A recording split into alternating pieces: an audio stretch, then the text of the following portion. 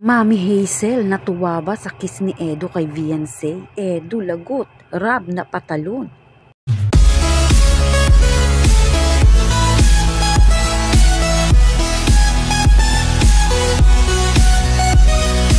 Ano kaya ang nasabi ng magulang ni Viancy sa pag-kiss ulit ni Edo sa kanilang anak? Natuwa ba to o hindi? Tara, alamin natin. Kamusta po mga kalingap? Muling nagbabalik ang inyong lingkod, mini vlog, naghahatid ng update tungkol sa mga kalingap. Kung bago ka pa lang sa aking channel, mag-subscribe na at huwag kalimutang mag-like para lagi kayong updated sa aking mga videos.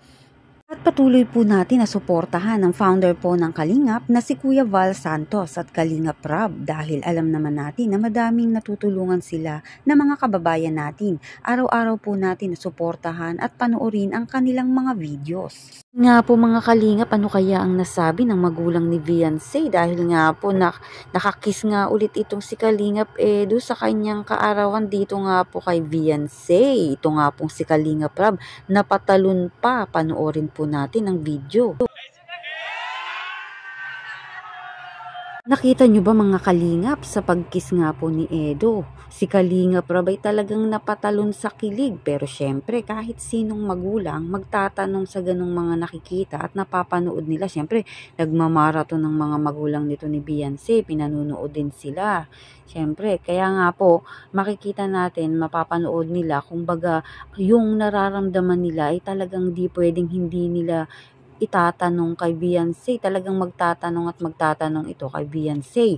Siyempre, sa pagbablog, nakikita natin yan mga kalingap. Pero alam naman natin na sa personal, alam natin na nagtatanong siyempre ang magulang nito ni Viancy.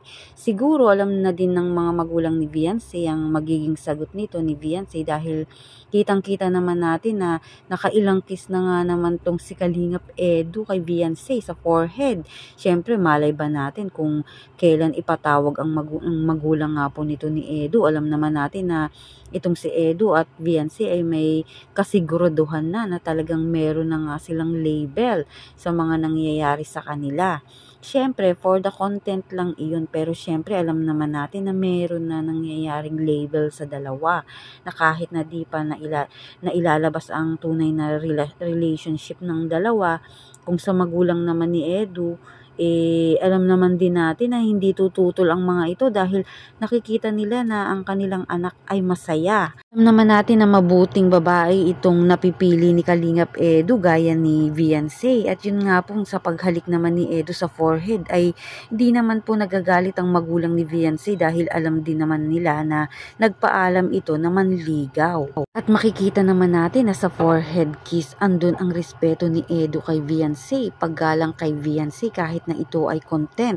Maraming ang patuloy na kinikilig sa dalawa at natutuwa dahil nga talagang bagay na bagay ang dalawa. Aabangan naman po natin mga kalingap ang pagpunta nga po ng EDC at Kalingap sa Hong Kong at dun nga rin po nila syempre gaganapin na din ang Valentine's Day nila. Ano kaya ang magiging regalo ni Kalingap Edo dito nga po kay Viancy?